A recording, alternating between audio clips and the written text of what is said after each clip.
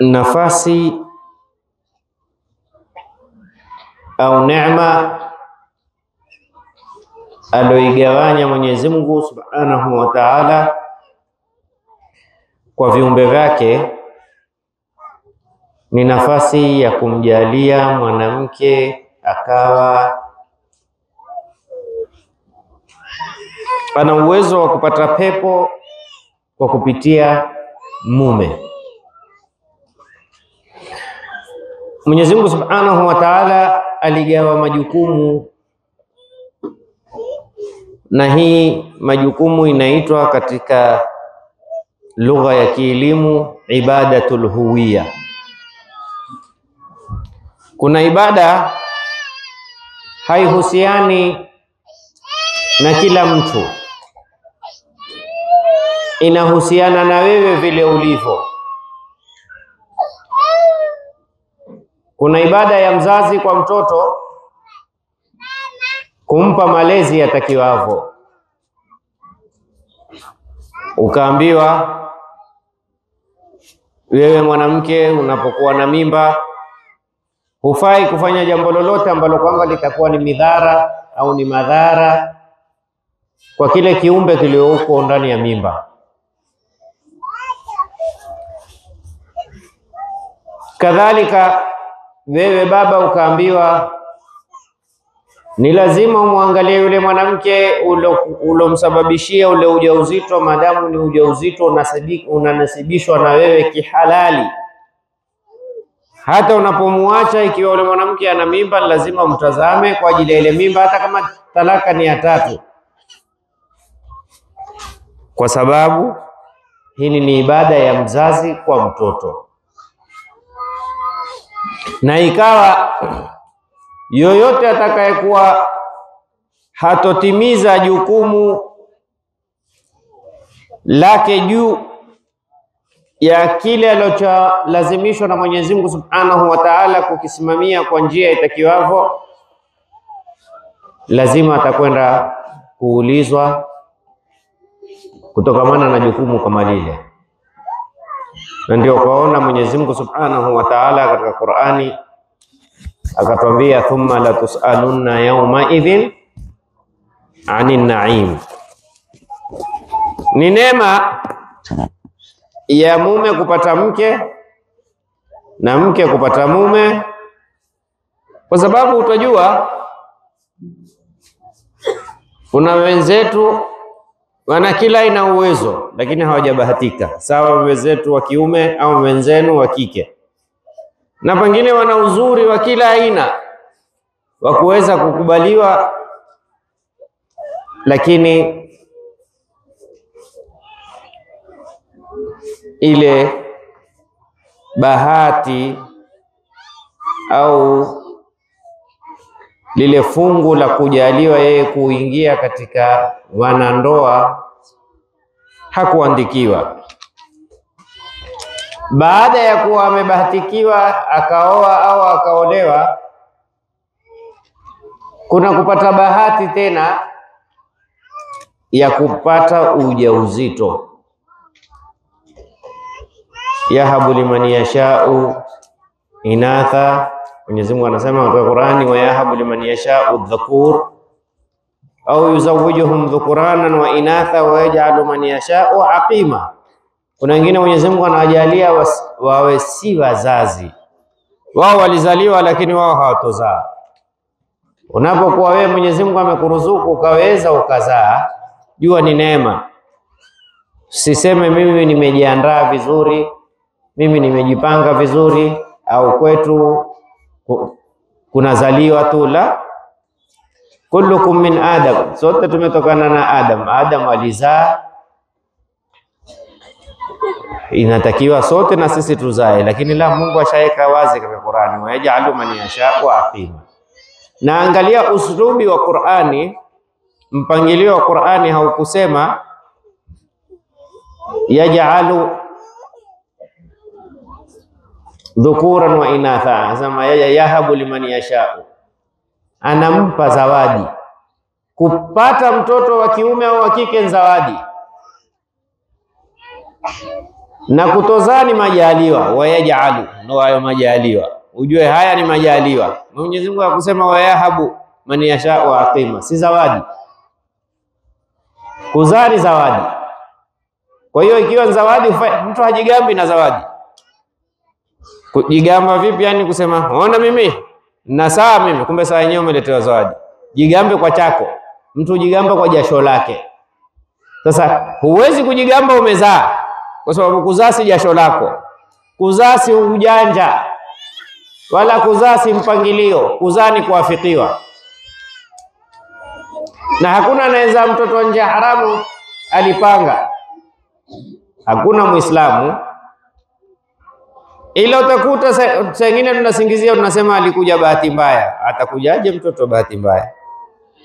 Mate wewe mwenyewe huyamizi kwa bahati mbaya. Unayapangilia sasa nataka kumiza mate. Sasa nataka kutupa mate. Kisha mtoto haramu unasema nilizaa kwa bahati mbaya. Hakuna mtoto haramu wa bahati mbaya. Uongo. Sasa katika neema za Mwenyezi Mungu Subhanahu wa Ta'ala akajalia wewe mzazi. Huitwi mzazi ila umezaa. Unaposimamia kile kilozaa kwa namna inatakiwavyo, inakuwa ni sababu ya wewe kwenda peponi. Na unapokiacha kukisimamia kitakiwavyo, kinakuwa ni sababu ya kukuingiza motoni. Naudhu billahi min dhalika. Mungu asitujalie tukawa wenye kuingia motoni. Kwa hiyo ibadatul huwiya, ibada ya inahusiana na wewe, ni wewe niambie mimi niko kwenye grupu gani, nitakwambia wewe ibada yako ni vipi. Niambie mimi ni mke nimeolewa, nitakwambia ibada yako ni namna gani, watakiwa uwe mke bora kwa mumeo. Niambie mimi ni mume nimeoa, nitakwambia ibada yako wewe yatakiwa uwe ni mume bora kiasi gani kwa mkeo, kama ni mmoja, kama ni wawili, kama ni watatu, kama ni wanne. Wa ila hao wake wanne unaojigamba nao leo, au watatu au wawili, wanaweza kuwa ni sababu ya wewe kuingia motoni, kwa sababu hukutekeleza ibada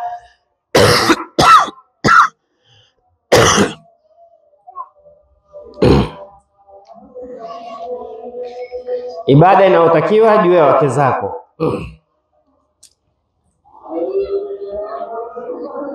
Ni الله أكبر الله أكبر الله أكبر الله أكبر أشهد أن لا إله إلا الله أشهد أن لا إله إلا الله أشهد أن محمدا رسول الله. لا حول ولا قوة إلا بالله. لا حول ولا قوة.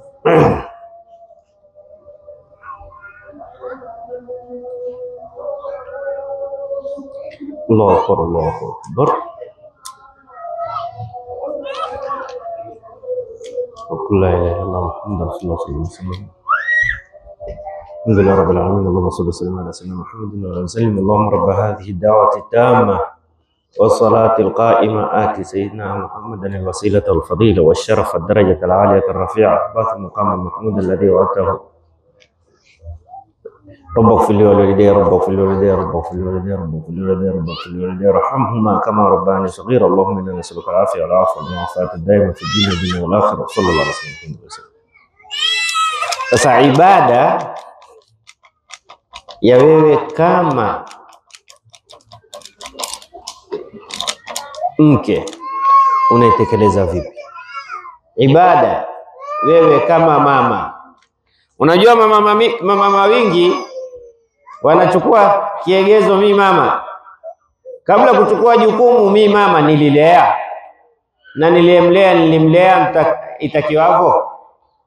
Unajua wanawake wengi wanajua kulea ni kulisha. Lakini inakuwa wewe na yule anayeka kuku wa kienyeji au kuku wa kizungu sijui, maana siku hizi hakuna tena kuku wa kienyeji. Kuku wa kienyeji zamani walikuwa ni wale kuku wanakula vyakula vya kawaida. Siku hizi mikuku yote inalishwa. Inakuwa sawa wewe na yule anayefuga kuku wa kizungu na ng'ombe wa kizungu, ng'ombe wa maziwa, yule analisha na wewe analisha. Kulea ni kukisimamia kitu kwa malengo fulani, kwamba nataka yafikie kile kitu ambacho kwamba wewe umekisimamia. Kwa mfano, wewe una mtoto, unataka mtoto ambaye kwamba atamtambua Mola wake, atamjua Mola wake, anaposikia adhani anakwambia yeye mwenyewe ma au mama au kwa lugha yote anayokuita, nataka kwenda msikitini wakati wa swala tayari. Mtoto anajua kwamba kuna kusoma Qur'ani, kuna kumjua Mtume sallallahu alaihi wasallam. Na usitarajie mtoto ataheshimu mzazi ikiwa hakujua malezi ya Bwana Mtume alikuwa vipi. Kuyajua malezi ya Bwana Mtume sallallahu alaihi wasallam yana athari kubwa kwa wewe mzazi, kwa yule mtoto wako. Sasa kabla wewe kujiangalia wewe una haki ya kuwa mimi ni mamake, mimi ni nini, jiulize, ulisimamia jukumu la umama? Ulimlea kisawasawa? Ulimfundisha kitakiwacho? Ulimsomesha kinachomlazimu akijue? Wa illa thumma la tusaluna yawma idhin anina. Na wewe mtoto umepewa ibada ya kuwaheshimu wazazi wako. Wa qala rabbuka alla ta'budu illa iyyahu wa bil walidaini ihsana. Ihsan katika tamko lilotumika hapa ni maana mzazi wako anapokuwa nakosa humwambii wewe umekosa. Unamrakibisha bila kumwambia wewe umekosa. Ndio maana ihsan. Unamrakibisha bila kumwambia wewe umekosa. Maana kuna watoto wengine wanajeuri kwambia bwana, mimi siogopi kumwambia mzee wangu ukweli. Mimi akikosea mzee wangu namwambia kweli. Tutakwambia wewe huna heshima, huna adabu, hutambui thamani ya wazazi. Angalia Mwenyezi Mungu Subhanahu wa Ta'ala alipozungumza katika Qur'ani, wa inja hadaka, wakikulazimisha ala an tushrika bi, wazazi wako wakuamrisha unishirikishe, wala tuti'huma, usiwatii, wasahibuhuma fi dunya ma'rufa, kana kwa vizuri. Kana kwa vizuri kwamba wao wamekuamrisha ufanye ushirikina, nenda kwenye mzimu, nenda kwa mganga, nenda kwa mchawi, nenda kaangaliliwe. Maana siku hizi ndo maradhi yaliyoko sana kwa wanawake haya. Mtu ataki kupigia simu, "Sheikh, hebu niangalia na mimi nina mikosi gani?" Ulisikia shehe na matoa Mungu? Na Mtume sallallahu alayhi wa alihi wasallam anasema yoyote anayekwenda kwa mtu mwenye kupiga mburuga au mwenye tazama wale, sijui naangalia nyota yangu, hakuna nyota yako kwanza, usidanganywe. Nyota za mbinguni, inna zayyana samaa dunya bizinatil kawakib. Nyota kazi yake ni kupamba mbingu, siku angalia wewe huna nyota, muongo. Ukimsikia mtu anakuambia wewe una nyota, muongo. Sasa hizo nyota kuanzia wakati wa Adam zimetosha hesabu mpaka watu wa leo. Ukifa nyota yako nayo yafa, aenda kwa mwingine. Sasa Mtume SAW anasema yoyote mwenye kwenda kutazamiwa kisha akaamini ni kweli bwana, wako maasidi bwana wako, najua wanipendi na faqad kafara bima unzila ala Muhammad, washakuwa kafiri, amemkufuru Mtume, amekufuru Qur'ani. Sasa Mwenyezi Mungu anasema lau kawa na mzazi kama huyu, kazi yake kwenda kwa uchawi, kwa washirikina, kwa wachawi, kwa waganga. Sijui unyiwa, sisi kwetu mganga hakuna mganga wa kienyeji wala mganga wa kizungu. Sisi kwetu mganga ni mganga. Kuna tabibu wa kienyeji na tabibu na daktari wa hospitali. Lakini mganga hakuna lugha ya mganga wa kienyeji.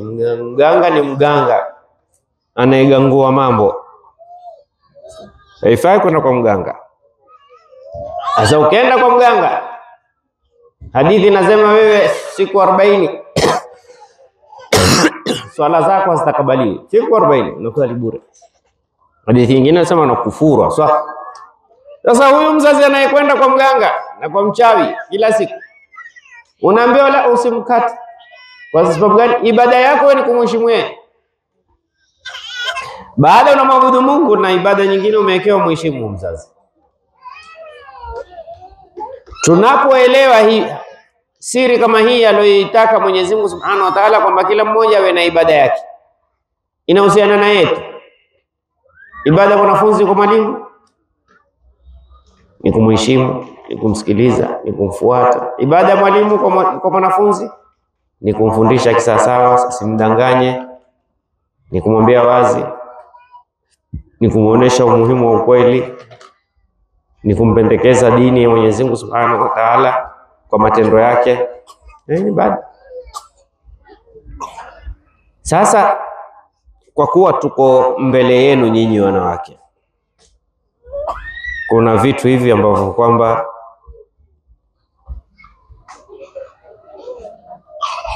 waumiza sana waume zenu, vinawaumiza. Ni vitu gani? Wakati anapokuwa mke ni tatizo lenye kudumu ndani ya nyumba.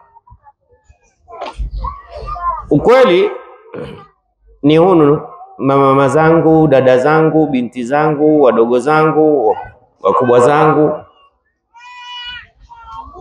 unapomuona mume anateseka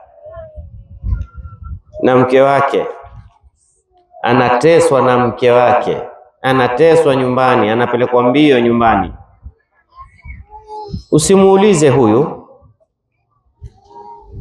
ana hamu kiasi gani, ana dhiki kiasi gani. Kwa nini? Nasema ni mtu ambaye kwamba analala na kuamka kila siku na hajui kucheka ila kwa kujilazimisha.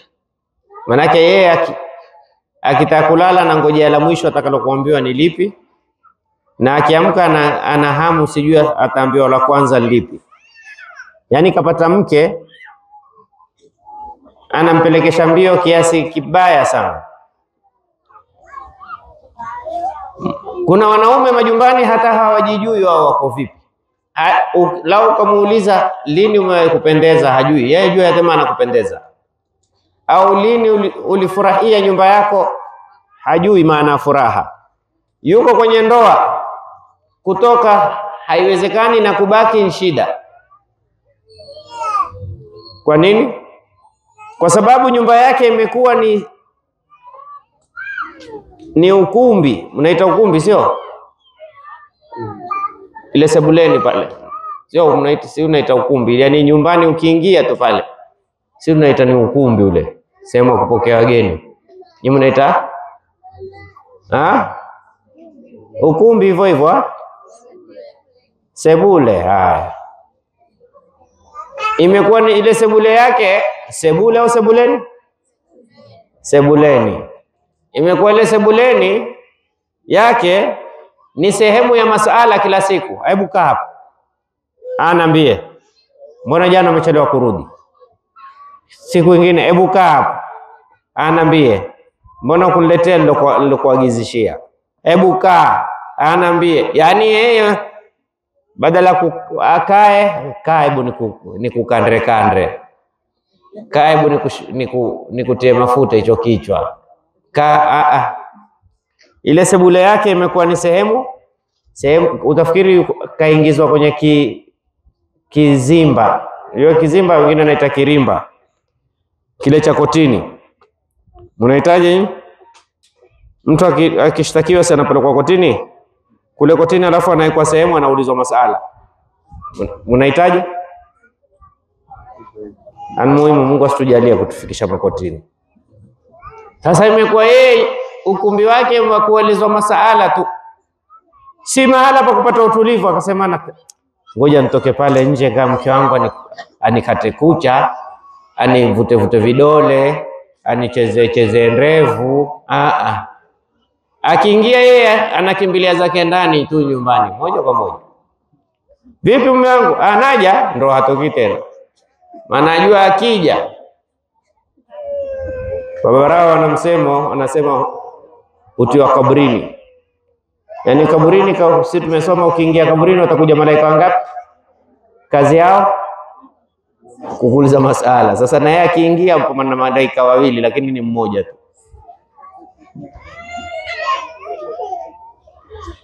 Mwanamume kama huyu alikisikia mawaidha kwa mashekhe. Mwenyezi Mungu anasema, wa min ayatihi an khalaqa lakum min anfusikum azwajan litaskunu ilaiha. Mungu kawaambia wanawake mutulie kwao. Mama zangu, dada zangu, ukweli si kazi yetu kuwatuliza nyinyi, ni uzuri tuwatulize. Kwa nini? Kwani wanawake hataki kutulizwa? Mungu kawaumba nyinyi mmetulia. Lakini si katuumba Mungu tumebabaika. Mume ni hivi tu, mume saa zote hivi. Mke Mungu kamjalia, kamuumba, maumbile yake ni mtulivu. Sasa maadamu mke katulia, akaambiwa na wewe mtulize mume. Sasa tukaambiwa sisi waume litaskunu, mupate kutulia. Sasa mke hajatulia, atakutuliza vipi wewe mume? Unajua watu wanafahamu maana kutulia. Unasikia yule mwanamke yule hajatulia, ni yule ana tabia kwenda nje. Kutulia huku si hivyo, au anafanya kazi. Haimaanishi mwanamke anafanya kazi anajishughulisha hajatulia, na haimaanishi yule ambaye hana kazi yuko nyumbani tu katulia. Hii ni kutulia nafsiyan. Yani unaweza kumkuta mwanamke hafanyi kazi, lakini anakufanyia wewe kazi. Ukiingia nyumbani anakupelekesha mbio kama farasi wa kijini. Na kuna mwanamke anafanya kazi, ana shughuli zake, anaenda kukata kuni, anaenda sijui utafuta nini, anakwenda sijui kwenye nini, anakwenda kwenye nini, lakini akija nyumbani yale yote yalikuwa ya nje. Sasa niko nyumbani, sasa nataka kutazama yaliyoko nyumbani. Haraka anajitahidi iwezekanavyo chakula kipatikane. Kama hakipatikani amuombe radhi mume. Unajua si lazima mume mpikie ndio mume atatulia, lakini ni lazima yule mume umshirikishe katika lile lilokufanya wewe leo usipike, ili yeye asikuone kwamba wewe hutaki. Mume wangu zamani, leo mmechelewa, leo mmechoka, lakini utanistahimilia kidogo, najitahidi tupate chakula kwa haraka au pesa. Anasikia raha, anajua kwamba lau si shughuli uliokuwa nayo ungekuwa ushaniandaa. Sasa unakuta sana mwanamume alidhani nyumba ni sehemu ya ndoa, ni sehemu ya mapenzi, ni sehemu ya utulivu, lakini akakuta kajiingiza katika sehemu ya lawama, sehemu ya kusingamizwa. Watu wameoa na wewe umeoa, wewe ulikuwa ufai wewe. Watu wanajiita mume na wewe unajiita mume. Mume gani wewe? Hujui hata mambo ya mke wewe. La haula. Akila akiingia anakuta lawama ndani ya nyumba. Na usisikie mamama, wacheni niwaambie ukweli. Lawama. Hakuna kitu kinachomchosha mwanadamu kama kulaumiwa. Usisikie hata mtoto wako.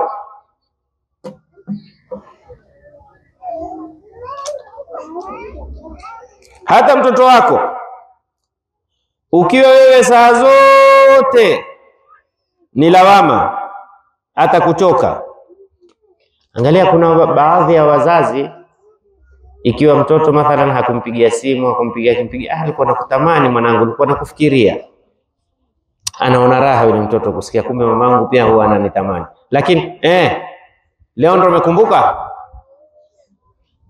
Ulikuwa wapi kuanzia juzi? Hata message ukunitumia hamuna mtu. Unikumbuke mtu. Ushapata upatacho. La haula, hata naogopa.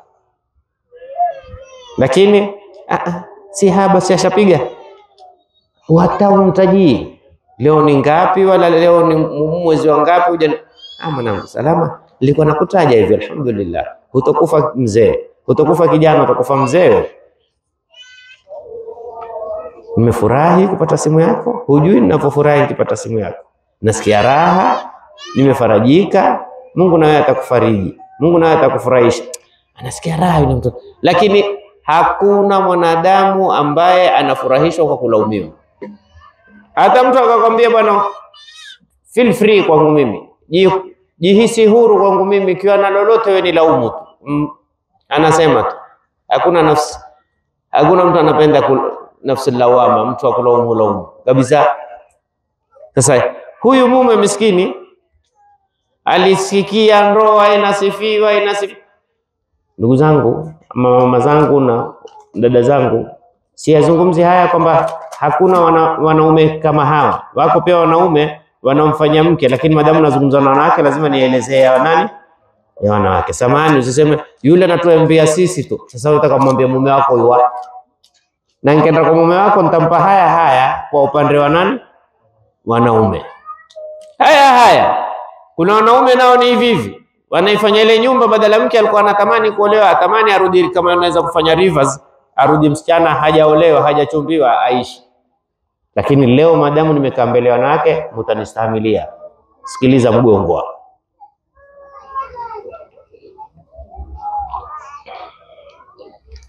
Miskini mwanamume anajitahidi, anatoka na kwenda huko nje, akirudi nyumbani anakuja na chochote, amekuja hata na karanga. Karanga mimi sungura.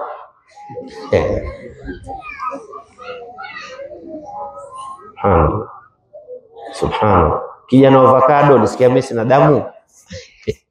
Yani anachokitoa chochote badala ya kuambia angalau shukran, jazakallah khair, asante.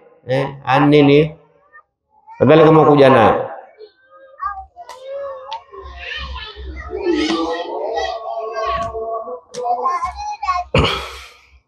Mume anapozungumza naye kwa pole, mke wangu si hivyo, nilikuwa nataka nikuletee zaidi. Wewe si kwangu, unako na upeleka zaidi. Lakini hapa ulijaliwa lini? Ingenyesha mvua leo.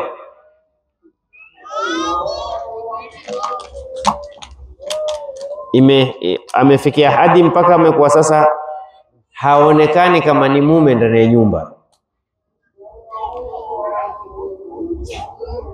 Yani ni mtu bado hajaaminiwa kwamba yeye ni mume, anastahili kuitwa mume ndani ya nyumba. Amekuwa anatuhumiwa, sasa anajitahidi ili nifanyeje na mimi mpaka nijithibitishe ndani ya hii nyumba kwamba mimi ni mume, mimi nasimamia majukumu, mimi nafanya litakiwalo. Kwa nini iwe hivi?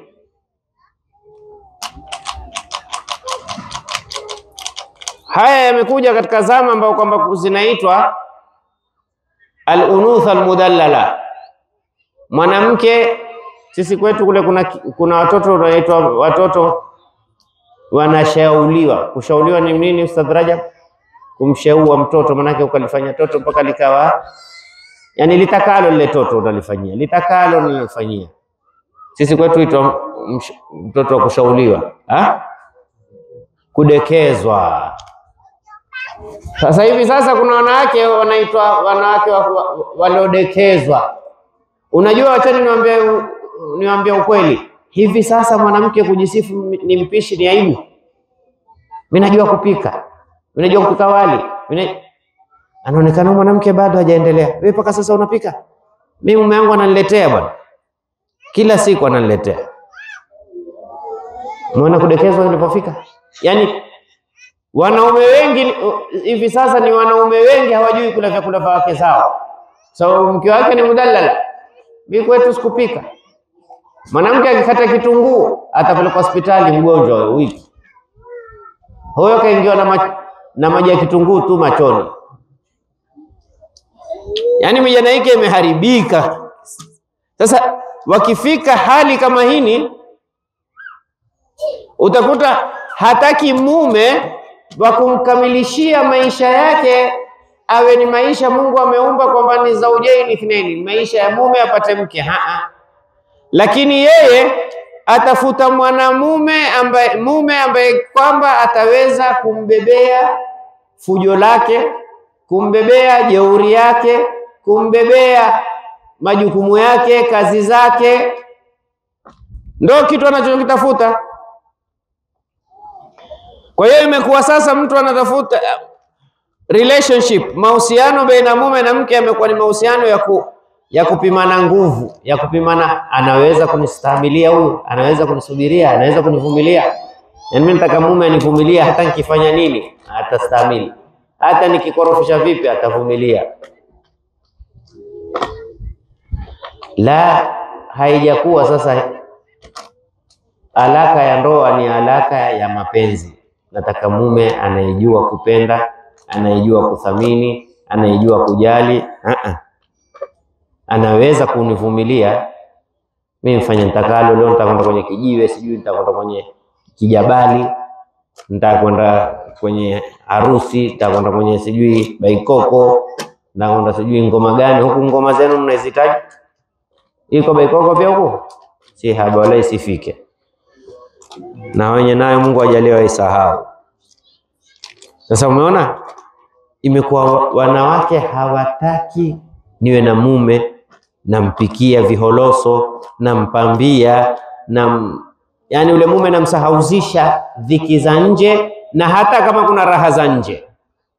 Kwanza mwanamke lazima awe na itikadi kwamba mume wangu hana raha ila kwangu. Ukiona wewe mume wako hapendi nje, anakwenda nje lakini hapendi nje, kuna tofauti. Sisi tunatoka nje, lakini tukimaliza shughuli tumekimbilia nyumbani. Kwa nini? Kwa sababu hatupendi nje, tunaenda tu nje. Tunaenda kuswali, tunaenda kusomesha, tunaenda kununua vitu, lakini hatuendi. Ati ukimsikia mume, mke wangu haya, mimi nina maskani kidogo kupoteza time. Yaani wewe kwa nini upoteze time? Hiyo time ambayo kwamba ulikuwa uipoteze, kwa nini usimpe mke wako? Unajua saa nyingine sisi tunatulaumu sisi, lakini pengine ni wewe umeshindwa kunishika mimi. Sisemi ni wanawake wote, lakini baadhi ya wanawake pia ni hao wanaoendekeza waume. Hana time ya kumshughulikia, lakini mume wangu hebu njoo nikuangalie kucha. Ziko sawa? Mume wangu hebu njoo nikuchane hizo ndevu. Mume wangu hebu njoo nikute mafuta ya kichwani. Naona kama kichwa siku hizi saa zote cha kuuma.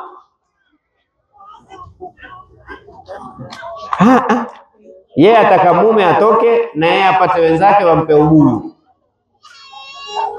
Ubuyu ni umbea. Tena nakwambia huna na masala hunu. Mzuri na kijipilipili chake kitamu. Umetokea na iliki. Subhanallah.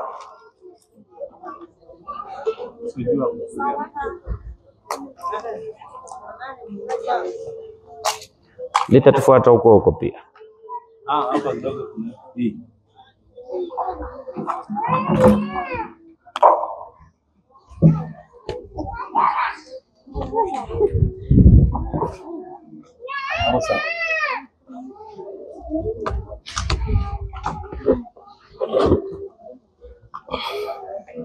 Sasa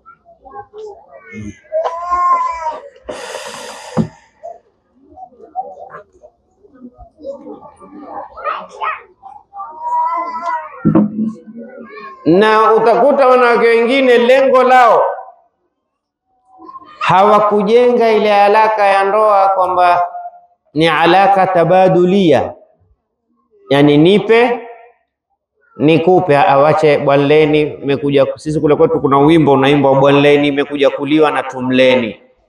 Waache mimi na mimi nikale ale mali yake. Anapanga haswa vipi ataweza kuja kukula, vipi atakuja kuzichukua zile mali uliopewa na Mwenyezi Mungu Subhanahu wa Ta'ala. Mwanamume Mwenyezi Mungu Subhanahu wa Ta'ala amemjalia awe ndiye umudul bait. Nini umudul bait? Yani ndio pila, ndio nguzo ya nyumba, ndio nguzo ya familia.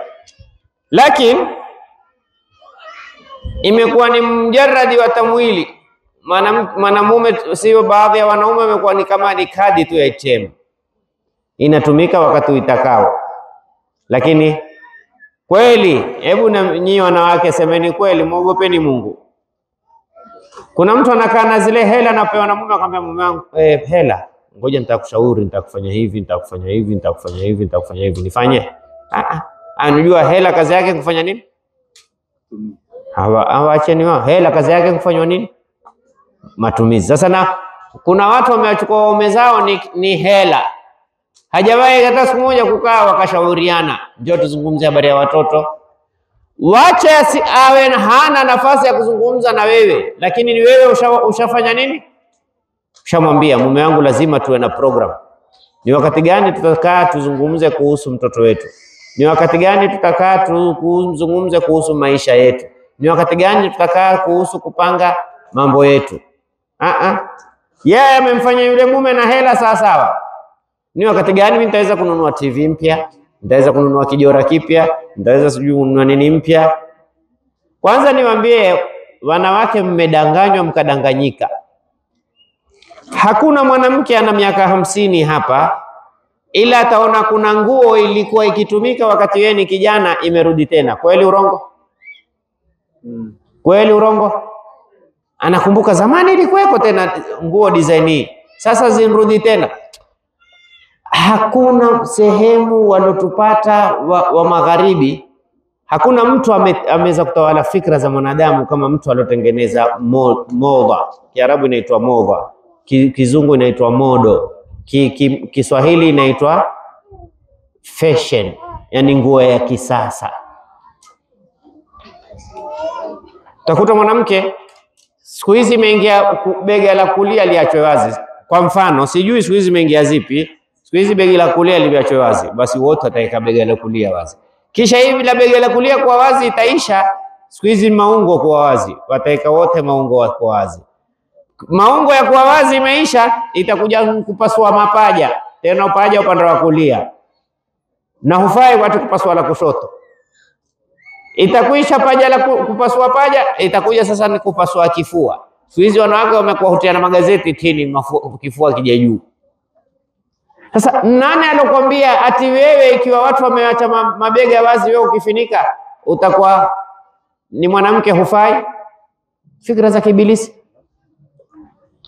Alafu kila mmoja hao wanaovaa nguo hizo wanakuambia tunataka tuwe huru. Yeye katawaliwa paka akili huyu. Hata mavazi yake katawaliwa, hawezi kuvaa, hana uhuru wa kuvaa. Lazima avae kilioko dukani. Yeye nyumbani anazo mpya, hajavaa, amevaa mara moja tu, lakini hazimfai kwa sababu si za kisasa. Hebu semeni kweli nyinyi wanawake. Kuna mwanamke ashawahi kwenda harusini kavaa nguo ya nyanyake akaambiwa toka nayo hii ya kizamani? Hakuna. Lakini utamtia nguo, umealikwa harusi? Nimealikwa lakini sijapata nguo mpaka sasa. Kwani uko uchi? Wewe uko uchi? Yaani wanawake wamechezewa katika, na sisi wanaume sasa pia tumekuwa hivyo. Kanzu sijui paka hivi, kanzu sijui paka hivi.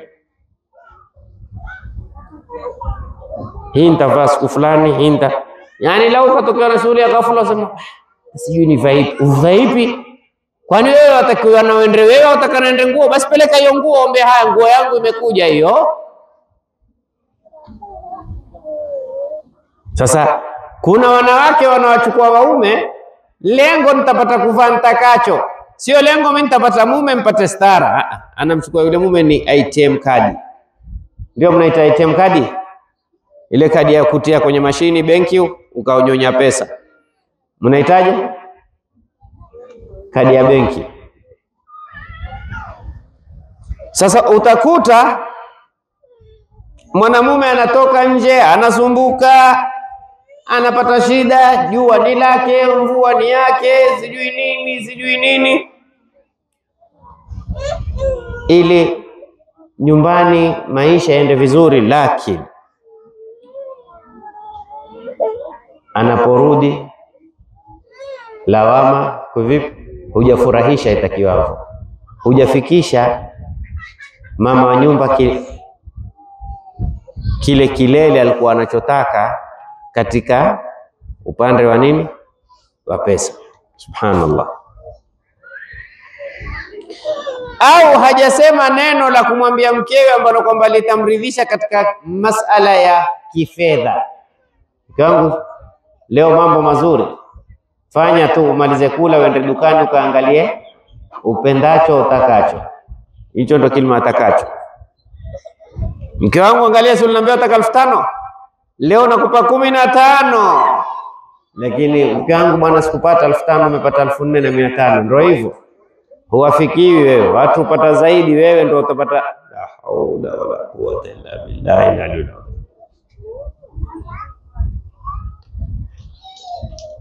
Mwanamke ambaye anaedekezwa, anayeshauzwa, haachi nafasi ya sikitiko kwa mumewe.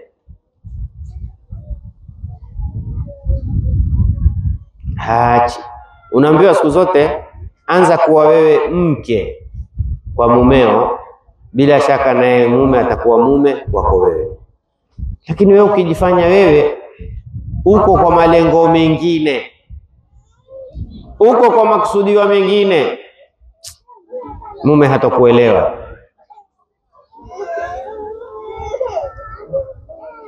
Sababu gani mwanamke mwenye kudekezwa hana nafasi ya masikitiko kwa mumewe? Kwa sababu wakati wote yeye kashughulika, ataka kujithibitishia yeye mwenyewe kwamba mimi ndiye mwenye nyumba. Abra al-qaswa, njia tu ya kumuonesha kwamba mimi sina sikitiko. Hapo kuleta hakuna, usipoleta hupikiwi, usipoletea nguo ya harusi basi utalala kavu kavu. Yani ni maslahi, nipa nikupe, nifanyie nikufanyie. La ilaha illallah. Na sisi tumesoma Mtume sallallahu alayhi wa alihi wasallam alikaa na wake zake muda wa siku 3, hakuwashi moto, wanaishi tende maji tende nini. Mtume muda wa siku 3, siku 3. Sijui yuko mwanamke huyo hapa kwetu tabu. Siku 3 umwambie tu tule tende na maji, tende na maji, tende na maji.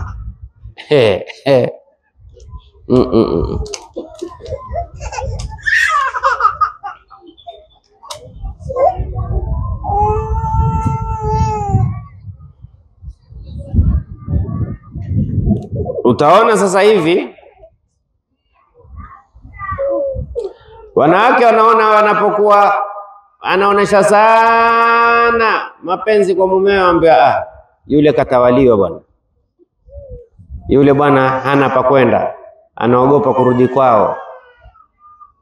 Yani mwanamke anavyomheshimu mumewe, mwanamke anavyomwenzi mumewe, mwanamke anavyombabaikia mumewe, mwanamke anavyomjali mumewe, anaonekana huyu mwanamke huyu miskini, hana mapenzi, hana walezi, hana wazazi, hajui atarudi wapi, lazima afanye hivyo. Anasikitika, asipofanya hivyo atanyanyasika, atakula wapi, atalala wapi? Sasa unaona anabadilisha ile sikitiko, mapenzi, heshima, kufanya kwamba ni dhaifu fi nadhariha.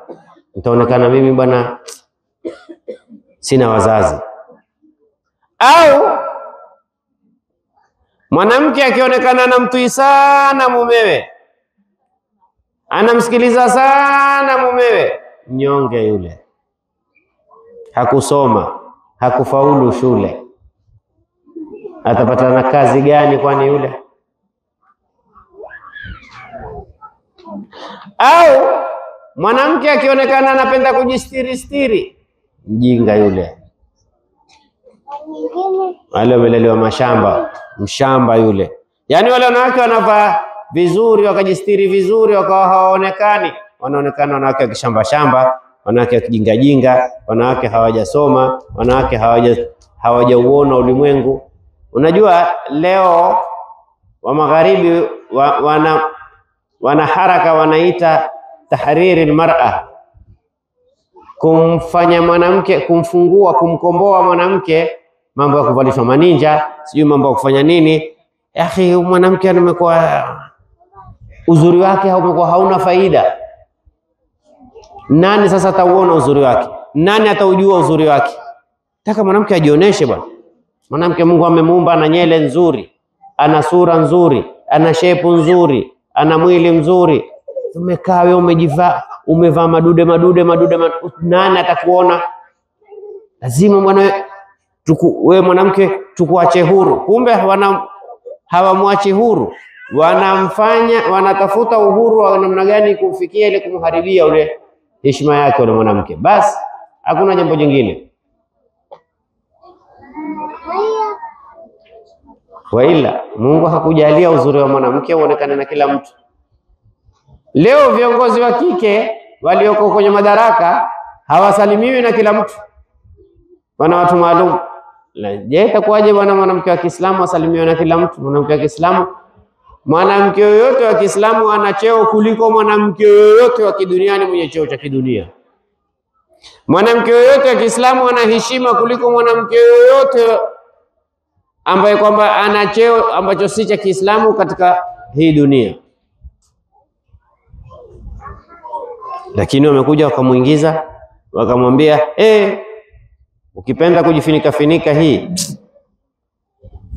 ni ghabaun ijtimai, ni ujinga wa kisociety. Yani wewe katika wanawake wa kijamii unaonekana mwanamke mjinga sana.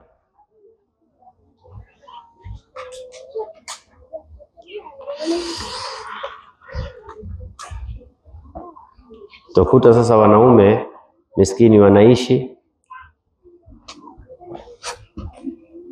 huyu mwanamume vipi ataweza kuishi katika nyumba ambayo kwamba imekosekana ndani yake maana al-atifia, maanahu al-atifi, haina rahma, haina sikitiko, haina upole, haina ushirikiano, haina upendo.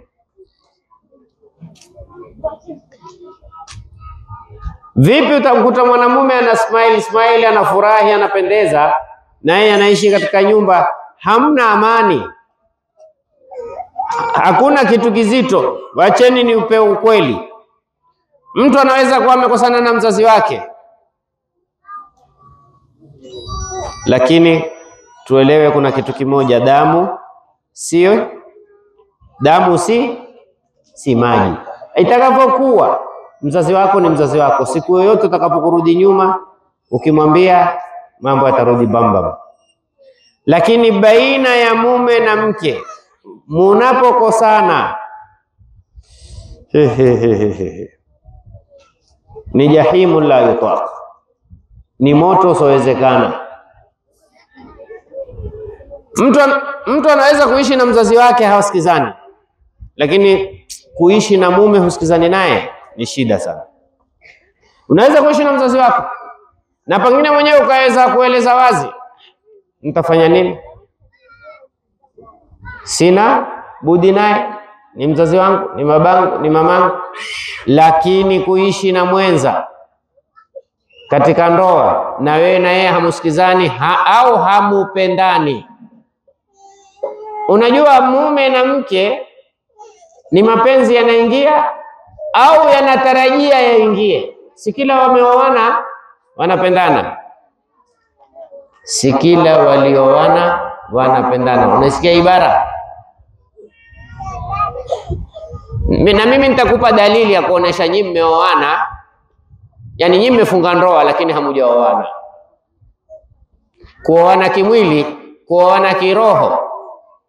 Kweli kindoa mmefunganishwa. Unajua mimi sasa hivi mtu akaja akanambia, ustadhi niozeshe huyu, mimi nitamuozesha. Tutasema kisharia huyu ni mume wake huyu na huyu ni mke wake huyu, lakini kuthibitisha kwamba kindoa wewe ni mkewe na huyu na wewe ni mumewe, hapo ndo kuna kazi. Unaishiji na mume miezi miwili, hata siku moja halimtoki neno nimekutamani, nimekumisi. Yani unapozungumza naye vipi, zima, watoto hawajambo, hakuna neno, hakuna na zaidi, haya kwaheri, haya kwaheri. Nyinyi ni ndugu. Hakuna alaka ya kujuana hali baina mume na mke. Alaka iliyoko ni ya kujuana mapenzi baina mume. Basi fungamano langu mimi na mke wangu ni vipi tutajua nafasi ya mapenzi yetu. Fungamano mimi na ndugu zangu ni nafasi ya kujua ni vipi nafasi ya undugu wetu. Si mapenzi yetu, ni undugu wetu.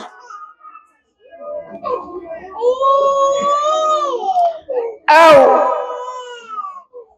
wewe wadai ni mume, unaaga kwenda safari,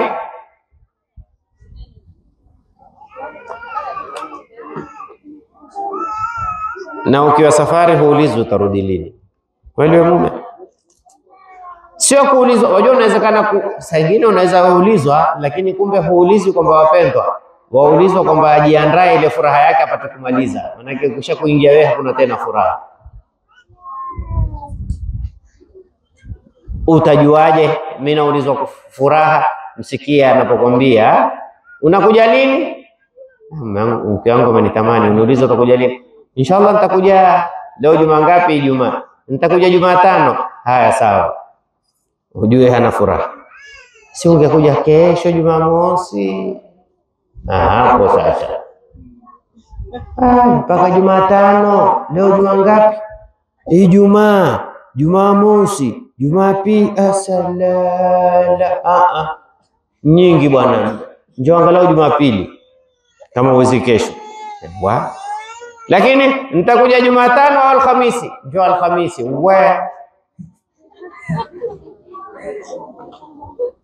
Amekuuliza, lakini hakukuuliza kwa ataka urudi, amekuuliza kwa ataka ubaki. Unamwaga unamwambia bwana, niombe Mungu kala na safari naweza kukaa wiki au wiki mbili. Sasa kivipi? Wakinikubalia nikae wiki mbili, inshallah wakukubalia, hakutaki. Lakini inshallah isiwe wiki mbili, wiki moja. Sasa sema, utakuta baadhi ya wanaume yaishu uzlatan dakhiliya mujia, ndani kama anaishi peke yake. Yeye anaishi na watu, lakini hisia yake ya kindani anaishi peke yake. Yani yani ukiona mume hakupangii, mke hakupangii, hatamani yani kukwambia mume wangu natamani twende mahala fulani na wewe, natamani nisafiri na wewe, mke wangu natamani niende hija na wewe, natamani niende umra, natamani tu twende tukatembee Dar es Salaam. Kuna walaki. Basi angalau natamani niende na wewe mji wa karibu hapa. Singida karibu ni wapi? Karibu na Singida wapi? Kwani Dodoma ni karibu kushinda Shinyanga? Shinyanga karibu. Dodoma karibu. Wanaviona metofautiana.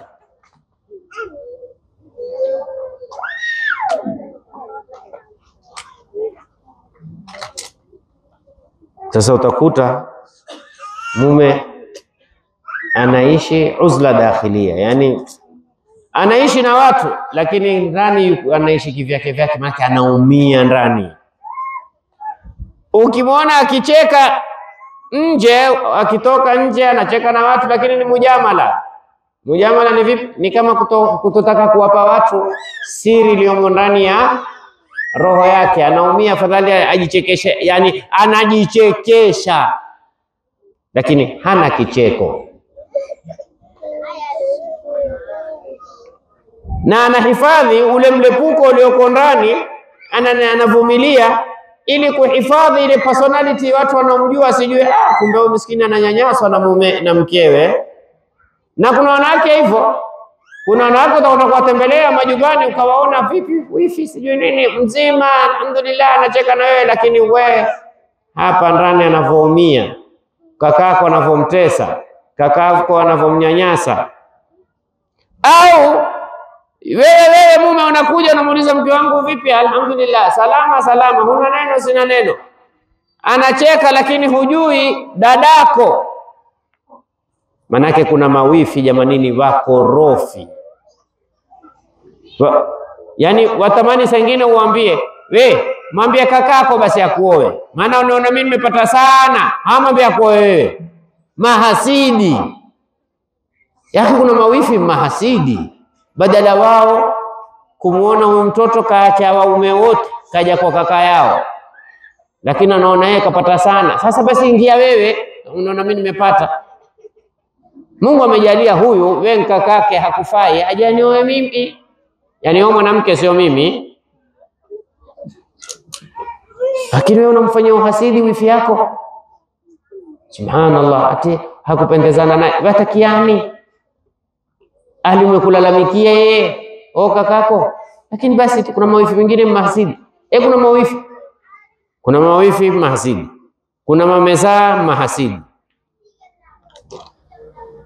na sangine mahasidi masista zako wewe mwenyewe. Wewe mwenyewe masista zako wa mahasidi yako wanakuona, kwa nini wewe upate mume kama huyo, huko ulikuwa hustahiki. Sasa unakuta mtu anajichekesha, hana kicheko, lakini kuchunga ile haiba yake asije kaonekana miskini. Kumbe jamanini, Waswahili wanasema majumba hustiri mambo. Majumba yanastiri mambo, lakini kuna watu wananyanyaswa sana. Unakuta baadhi ya wanaume wanaishi nyumbani ni kwake, lakini anaishi kama mgeni. Ushawahi kusikia mtu ni mgeni kwake? Na kuna wanawake hivyo hivyo, anaishi nyumba ya mumewe, lakini kama mfanyikazi. Tena pengine afadhali mfanyikazi anaheshima, haishimiwi. Anapata mume hana heshima, anamtukana mkewe mbele ya watoto wake. Ukimwona mume yoyote anamtukana mkewe mbele ya mke wake, hana heshima mume huyo. Huwezi mtukana mke wako. Yaani wewe na mkeo mmekosana, mna chumba, ingia ndani. Muongee, muambiane mtakayo, lakini mkiwa wewe na yeye. Mume kumsemea mkewe mbele ya watoto ni alama kwa mume hana heshima, hakulelewa kisawasawa. Mimi nasema kwa kinywa kipana, mume yoyote anaitukana mke wake mbele za watoto wa ule mke, huyo mume hana heshima. Wala siogopi kulisema hili. Tutukana kwanza, mume kumtukana mke si mume.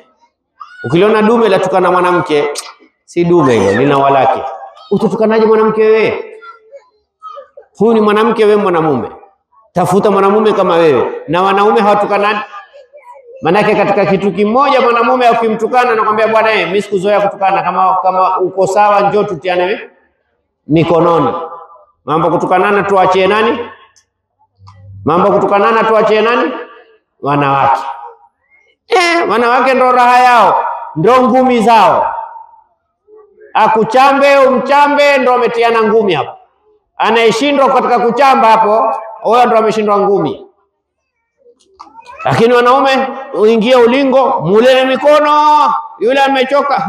Basi. Sasa wewe mwanamume unatukana mpaka mwanamke?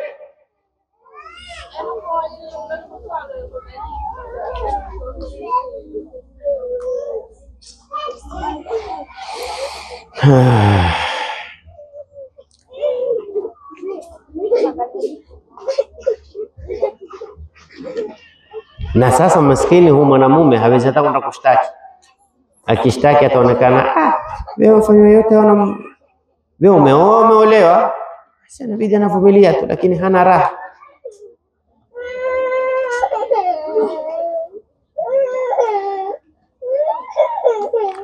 Haya mazungumzo niliyozungumza, lengo ni nini? Mtume sallallahu alayhi wa alihi wasallam anasema, nasikilizeni sana mama, ayuma mraati, mwanamke yoyote salat khamsaha, ameswali swala zake 5. Jamanini, kwa nini mtume akasema mwanamke ameswali swala 5? Jamanini, wanawake hamuswali. Wacheni niwaambie wa kweli. Na wewe ukitaka kumjua mwanamke anayeswali, muangalie sehemu mbili. Mimi nakupa hii leo. Ukitaka kujua mwanamke ambaye kwamba haachi swala, muangalie kwenye sehemu ngapi? 2. Sehemu ya kwanza kwenye harusi. Ukiona mwanamke uko harusini, kumeadhiniwa, anatafuta sehemu ya kwenda kuswali, jua huyo mashaallah 100 swala zake 100. Manake mwanamke harusi, utafikiri ni harusi ya mtoto wa mtume sallallahu. Mwanamke yani kama kwenye harusi ameambiwa wewe si muhimu sasa kuwa na mawasiliano na Mola wako. Sehemu ya kwanza. Sehemu ya pili kwenye kifo. Tena atajitia mashughuli kuingia jikoni hivi, basi hata kuswali halitoswali. Kisha Mungu atamsamehe. Mungu atamsamehe yeye, atakupokeleaje dua yake wewe mwenyewe hujaswali? Ukiona mwanamke kwenye mazishi, ameenda mazikoni, kumeadhiniwa akakimbia kuswali, jua mwanamke ni tabu kuacha swala.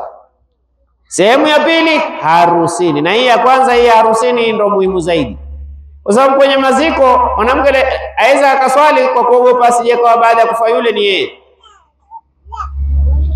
lakini kwenye starehe ya harusi mwanamke, watu wenyewe wako kwenye kutamba, yeye akasema naenda kuswali, akaacha kutamba kwa ajili ya kuswali, hao wataingia peponi na kina Sayyidatuna Fatima.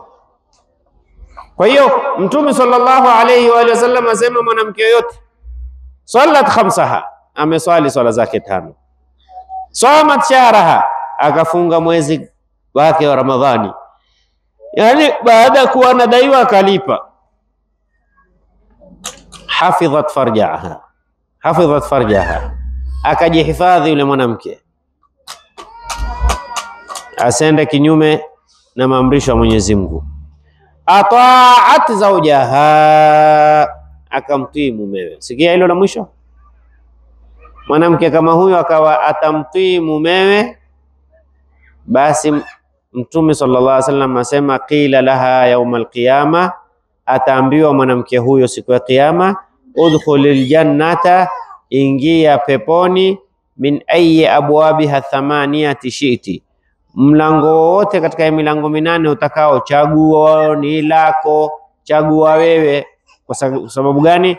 Ibadatul huwiya, wewe ulikuwa ni mke umeolewa, ibada ya kuwa wewe ni mke umeolewa umeikamilisha.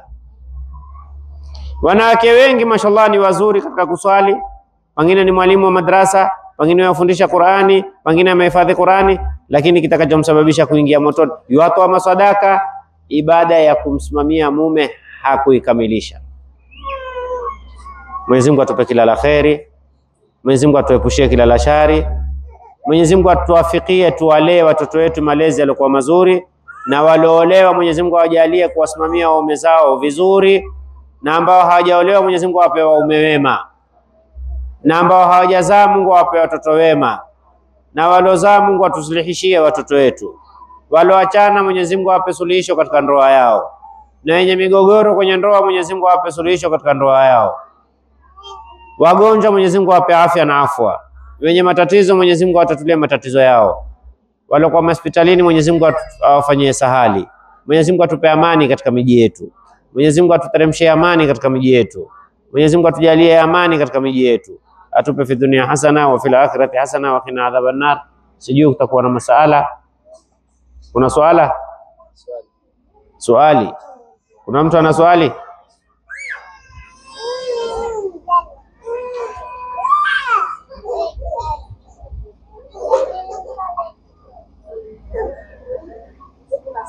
Naam, mpe ile mic. Wa alaikum salam wa rahmatullahi wa barakatuh.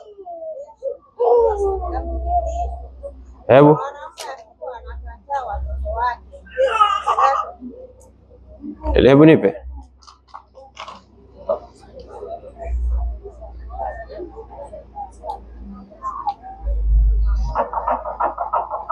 Allah.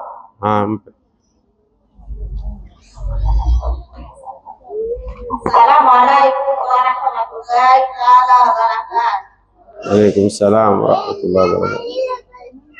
Sasa ninauliza swali langu ni hili. Je, mwanaume akiwa anakataa watoto wake, hukumu yake ni nini kwa Mwenyezi Mungu? Kukataa vipi? Yaani anasema hawa watoto si wa kwake, anamwachia mama yake yule aliyemzaa, mama mzazi wa kile watoto. Hukumu yake ni nini? Suala hapa, mume anakataa watoto wake, hukumu yake ni nini?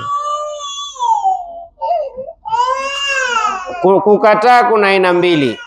Kuna kukataa kusema hawa si watoto wangu, na kuna kukataa anakubali ni watoto wake lakini akakataa kuwasimamia. Tumefahamu hapa? Manake si kila anaoishi na watoto nimwambia hapa majumba yanastiri mambo. Kuna watu wanaishi mume na mke na watoto, lakini yule baba hana habari na watoto, ni yule mama miskini tu anaenda mbio. Huyu pia tunamwambia amewakataa. Kwa hiyo tusiangalie kukataa ni lazima useme hawa si watoto wangu. Kule kutowasimamia ipasavyo pia ni katika aina ya kufanya nini? Kuwakataa. Sasa huyu amesema hawa watoto si wangu. Kwanza imekubalika? Yatosha mtu kusema mtoto si wangu? Haikubaliki. Yoyote atakayekuwa amemuoa mwanamke kisharia, amemuoa kisharia, alafu wale watoto wakazaliwa wakiwa ndani ya ile ndoa, alafu yeye aje tu aseme mimi si wangu hawa, haikubaliki. Amekwenda kufanya DNA, haikubaliki. DNA haizingatiwi katika kuthibitisha ni mtoto ni wako. DNA inasaidia kuthibitisha huyu maiti ndiye au siye. Lakini mtu kukwambia twende tukafanya DNA tuangalie huyu mtoto ni wako au si wako, haina maana katika sharia, kwa sababu kuna nasi. Anataka kusema hawa watoto si wangu. Kwanza, ikiwa ni mtoto ni mmoja sawa, pale tutamuuliza swala, kuanzia lini wewe huyu mtoto wajua si wako? Kuanzia azaliwe. Sasa ana miaka mingapi? Ana miaka 2, ana miezi 2, kwisha. Sharia inasema wakati wowote mzazi wa kiume anapohisi kuwa huyu mtoto si wake, immediately. Unajua maana immediately? Haraka upesi, haraka upesi. Haambiwi toka choni hapo hapo, lakini maliza choni, koga, kula, nenda kapeleke mashtaka kwa kadhi. Mimi bwana kadhi, nimekaa sana, leo imenijia ule mtoto 100% si wangu, nataka nimkane. Lakini lau akaja, tuseme mimi ni kadhi, akaja kwangu akanambia, shehe, yule mtoto mimi bwana naona si wangu. Mimi swala la kwanza nitamuuliza, kuanzia lini una maoni hayo? Nayo kitambo, lakini yaje akiondoka. Nikamwambia mimi haikubaliki tena, ashakugandama, ni wako. Tumefahamu hapa vizuri? Sasa kuwatazama na kutowatazama haimaanishi wale watoto watakuwa si wake. Mimi nikitazama watoto si wangu, hawawi wangu, na watoto wangu sipowatazama haimaanishi kwa wale watoto hawatakuwa ni wao, watanirithi na mimi nitawarithi, na kwa Mungu kuna hisabu. Umenifahamu mama? Umenifahamu vizuri mamangu? Asante. Kuna swala jingine?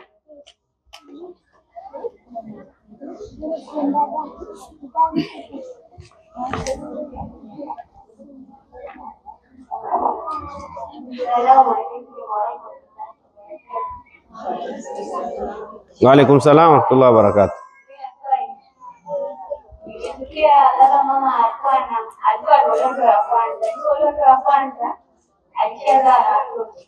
Akapata mwanaume mwingine akamuoa, alipoenda kwenye hiyo ndoa nyingine, wale watoto wanatumia jina la yule mwanaume aliyomuoa. Yeye inafiki. Suala lake, huyu aliolewa na mume wa kwanza, akazaa naye watoto, wakaachana. Alipoachana akaolewa na mume mwingine. Walipoolewa na mume mwingine, wale watoto wa kwanza hawajasajiliwa. Akiwasajili akawasajili kwa jina la huyu mume wa pili.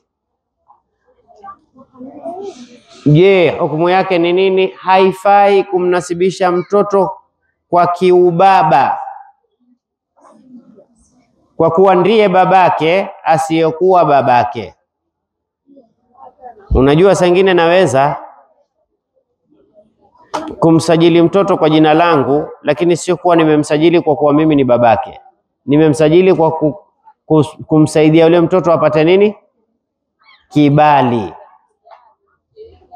Lakini hii iwe ni kwa kumaridhio ya baba ya yule mtoto. Baba amekubali, lakini sio kwa yule mtoto ataitwa kwa jina la yule baba alosajiliwa, ataitwa kwa jina la babake. Ud'uuhum liabaihim. Haifai kumuita mtoto kwa jina la baba asiyekuwa babake. Sasa mimi nikakubaliana na ule babake wa hasa, mathalan mtoto wa mdogo wangu, mimi babake mkubwa akanambia, bwana huyu msajili wewe, kwa sababu ukimsajili wewe kampuni na kusomeshea watoto wako shule, na huyu atapata kusoma bure. Lakini tumemsajili kwa ajili ya kupata nafasi ya kufanya nini? Kusoma. Hatukumsajili kwa kuwa ni nafasi ya kuitwa amepata baba. Hiyo haina neno. Tumefahamu mama? Asante. Mwingine?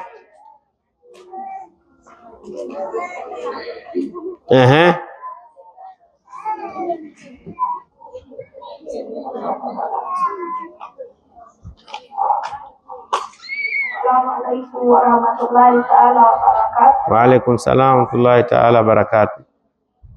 Nauliza hivi, maana kama watu wawili watatu wakati walipokuwa wanafunga ndoa, mwingine alikuwa Mkristo, mwingine Muislamu. Sasa huyu mama kasilimu akafunga ndoa, baadaye tena karudi kwenye Ukristo. Sasa hayo maisha hapo ni halali au vipi? Kwa sababu mwingine anaenda kanisani, mwingine anaenda msikitini, na hapo watoto hapo watakuwa kwenye darasa gani? Utanguka. Hakuna ndoa. Huyu anauliza swala, mume alikuwa Muislamu, mke alikuwa Mkristo, kisha mke akasilimu wakaoana, sawa? Baadaye mke amerudi tena kwenye Ukristo, anaenda kanisani. Yeye akirudi kwenye Ukristo amerudi kama zamani, kabla hajawa Mkristo alikuwa hako kwenye ndoa, moja kwa moja ile ndoa imevunjika. Yoyote anayeritadi, anaitoka kwenye dini baina ya mume na mke, ndoa inavunjika. Hata akirudi pale pale mpaka waozeshwe tena. Sikizeni vizuri. Hakuna ndoa baina ya Muislamu na asokuwa Muislamu. Hakuna. Hata ukaozeshwa ndani ya Al-Kaaba. Hakuna. Sasa mume na mke wote ni Waislamu. Mmoja akasema mimi si Muislamu tena, kwa kusema tu ndoa ishavunjika. Lakini tukasema naye, vipi bwana, waacha Uislamu bwana, matatizo mengi bwana, huku nitasaidiwa. Sitakusaidia. Kweli kweli. Basi ashhadu an la ilaha illa Allah, ashhadu anna Muhammadan Rasulullah. Lazima tuwaozeshe tena. Harudi kwenye ndoa direct, lazima aozeshwe tena upya. Tumefahamu mamangu? Hakuna ndoa ya baina Muislamu na soko Muislamu ila kuzini. Basi. Naam. Nafikiri hapo imetosha. Mama, una tena jingine? Assalamu alaykum wa rahmatullahi ta'ala wa barakatuh. Wa alaykum salam wa rahmatullahi ta'ala wa barakatuh. Ikiwa mtoto huyu wa kike akiwa bado hajapata mchumba, akapata ujauzito, akapata mchumba, ile mtoto ni halali kuisha ndoa? Huyu swala lake, msichana hajaolewa akapata ujauzito. Je, huyu msichana baada ya kupata ujauzito anaweza kuolewa na yeye na ujauzito? Jawabu, ule ujauzito ni wa haramu na ndoa ni kitu cha halali. Haramu haiharamishi halali. Sijui umenifahamu hapa? Ile mimba ni ya haramu, ndoa ni kitu cha halali. Sasa ile mimba ya haramu haiharamishi kilokuwa cha halali, nao ni ndoa. Mwanamke alopata mimba ya haramu anafaa kuolewa na mwanamume yoyote, wala hatuwezi kusema kwa mwanamume yule alomtia mimba, kwa sababu hatufai kusema huyo amemtia mimba mpaka yeye mwenyewe akubali. Waila unaweza kupigwa mboko katika Uislamu ukimwenda pale. Lao mimi ni shekhe na sharia ya Kiislamu, ukaja na mtoto wa kiume ukasema shekhe, huyu amenitilia mimba mtoto wangu. Mtoto akasema asijamtilia mimba, mimi nitakutia mboko wewe baba, hata kama una ndevu za dhahabu. Ukija ukamshtaki mtoto wa kiume kuwa amekutilia mtoto wako wa kike mimba, mtoto wa kiume akakataa, mimi nitakutia mboko wewe mzee na uzee wako. Tia mboko za kisawasawa 80 jalda. Kwa sababu gani? Umekuja kumsingizia mtu. Ni mtoto wangu wa kike amenambia. Mtoto wa kike hawezi kuthibitisha zina. Hata mtoto wa kike alipokuja kwa Mtume sallallahu alaihi wasallam akamwambia mimi nimezini, Mtume akamuuliza na mume alokupa mimba nani? Alimwambia lea mimba basi, alafu utapigiwa hukumu baadaye. Kwa hiyo jamanini, mtoto wa mimba ya zinaa ni kama hakuna, haizingatiwi, haina mazingatiwa. Wala haimaanishi mwanamke akipata ujauzito kisha wakaoana ile mimba itahalalika, haitahiriki. Ile kama kutaka kumtahirisha mfo, uwezi.